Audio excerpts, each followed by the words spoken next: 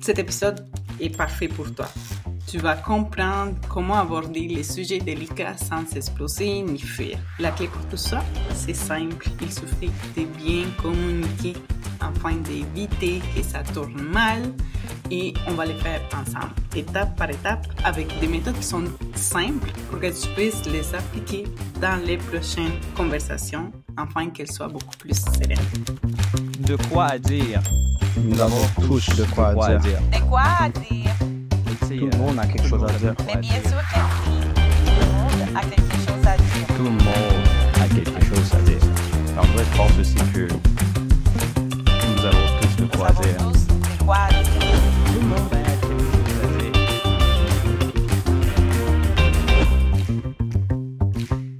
Ouais, il y a des quoi à dire.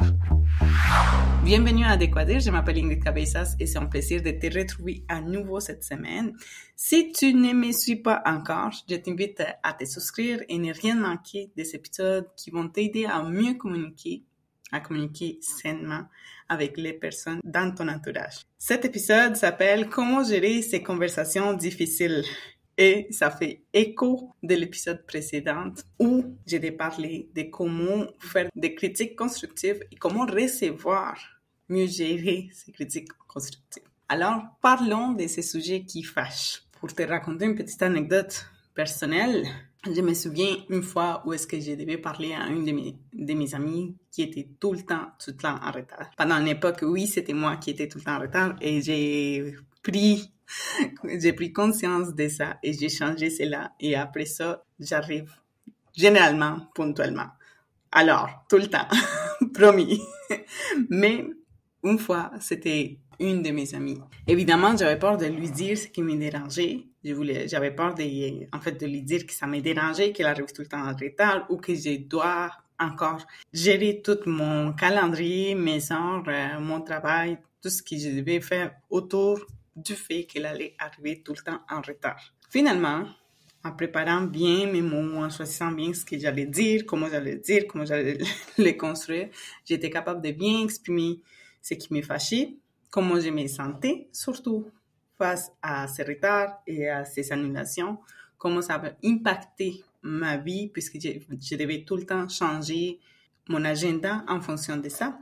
Et la situation s'est réglée.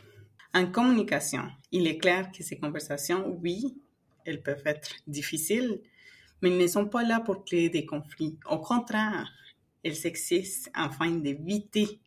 Ce sont des conversations qui nous aident à éviter des conflits, mais pas à les créer. Et ce qui est encore plus important, c'est que même si on essaie de les éviter le plus possible, ces conversations sont vraiment essentielles dans le bien-être de nos relations.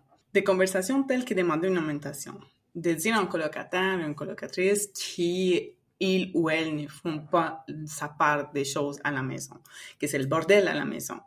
Ça peut vraiment devenir trop lourd parce qu'on les garde, parce qu'on les conserve à l'intérieur de nous. Et éviter ce genre de conversations si tu es le genre de personne qui est anxieuse, qui est stressée facilement, si tu es le genre de personne qui pense beaucoup, qui réfléchit trop, ça peut même t'empêcher de bien dormir. Et j'en témoigne, c'était mon cas. Quand j'arrive pas à dire verbalement ce qui me dérange, je deviens complètement anxieuse et ça m'empêche de dormir. Je ne te mens pas. Alors, l'impact de l'évitement, justement, éviter ce genre de conversation, ça peut créer des frustrations accumulées un peu comme une boule de neige. Imagine-toi cette boule de neige qui commence petit à petit et on commence à accumuler, elle devient beaucoup plus grosse et beaucoup plus grosse et beaucoup plus grosse jusqu'à temps qu'elle devienne tellement grosse qu'on n'est même pas capable de la gérer. C'est exactement la même chose, c'est exactement la même situation quand on évite des conversations qui sont difficiles. Encore une fois, un peu comme la métaphore du verre d'eau. Oui, on met de l'eau, puis on met de l'eau, puis on met de l'eau, jusqu'à temps que ça déborde. Parce que ça déborde, on va devenir débordé, on va finir par exploser tôt ou tard. Si on ne verbalise pas ces conversations qui sont difficiles. Et pour le faire, ne t'inquiète pas, je t'aide avec 3 étapes qui sont très facile, très simple, afin de réussir une conversation qui est difficile. Comment on peut préparer une conversation difficile? Mettons, tu veux parler à ton chum ou à ta blonde parce qu'il arrive tout le temps en retard, si on prend le même exemple. Tu peux noter que c'est important pour toi, tu peux dire ce que tu ressens et que tu souhaites qu'il y ait un changement. Utilisez le langage au « j'ai ». Exemple, je ressens de la frustration quand tu me fais attendre des heures et que tu arrives en retard sans ne pas me prévenir. J'aimerais pouvoir profiter pleinement de mon temps avec toi et ne pas être là en temps en fonction de ton retard. C'est simple que ça. Dans cette simple phrase, on a dit comment on se ressentait, donc on se sent frustré. On a donné une solution également et on a donné les raisons du pourquoi on se ressent comme ça. Alors, c'est bien évident d'utiliser les « j'ai » pour exprimer ce qu'on ressent. Alors, la première étape était de préparer la conversation. La deuxième, c'est d'employer les « j'ai » quand je parle. Je ressens de la frustration. J'aimerais pouvoir profiter plus de temps avec toi. Et finalement, la troisième étape, c'est de choisir les bons moments. Pas au milieu d'un stress de travail, pas au milieu de une chicane où le moment est super tendu, ou encore quand il y a plein de gens autour de vous. Choisissez les bons moments. Ces 3 étapes simples peuvent t'aider à bien mettre également des limites, mais surtout de dire ce que tu ressens et non éviter cette conversation qui peut devenir très difficile. Alors, comme exercice pratique cette semaine, je t'inviterai à reformuler des phrases qui peuvent être accusatrices en changeant les tout par « j'ai ».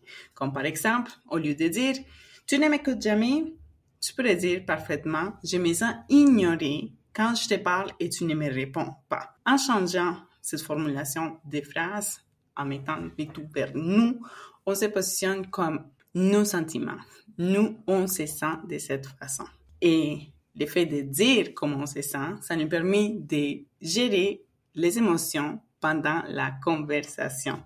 Ici, un petit conseil supplémentaire. Si tu sens qu'une conversation devient très tendue, prends une pause. Tu peux parfaitement dire « je veux qu'on en parle calmement ». On peut prendre 10 minutes. Nous allons reprendre cette conversation plus tard, s'il te plaît. Rester calme, prendre ses distances, c'est également une façon de bien communiquer parce qu'on est en train de dévoiler, de montrer comment on se ressent. Et si on sent que la conversation est tendue, si on sent qu'il y a une certaine tension entre les deux personnes et que ça ne va mener à rien, c'est mieux d'éviter des discussions qui peuvent dégénérer. Alors, des conseils pour rester plus calme, c'est respirer profondément, reformuler ce que l'autre personne dit pour éviter des malentendus. Ici, on parle de l'écoute active. Quand on reformule, quand on écoute et on est attentif à tout ce qui se passe dans la conversation avec notre interlocuteur, ça nous permet de mieux communiquer. En restant tranquille, en prenant une pause si jamais on le sent nécessaire, en reformulant ce que l'autre personne nous dit, ça nous permet d'éviter tout malentendu, de rester tranquille dans le contrôle de nos émotions au moment de communiquer et de parler des situations un petit peu plus difficiles. Donc, on n'évite pas des conversations difficiles, on y va de l'avant, mais avec toute maturité et sérénité. Rappelle-toi que bien communiquer est une preuve de respect, tant pour toi comme pour l'autre personne, et ça peut résoudre des conflits avant même qu'ils n'apparaissent. Petit rappel avant de finir, la communication est un outil qui peut résoudre des problèmes, pas les éviter. On résout des problèmes, on ne les évite pas. Merci beaucoup d'avoir resté jusqu'ici. Je m'appelle Ingrid Cabezas. Je t'invite à laisser un commentaire, un like, à partager si tu as aimé cet épisode, si ça t'aide à aller de l'avant dans ces conversations qui sont un petit peu plus difficiles.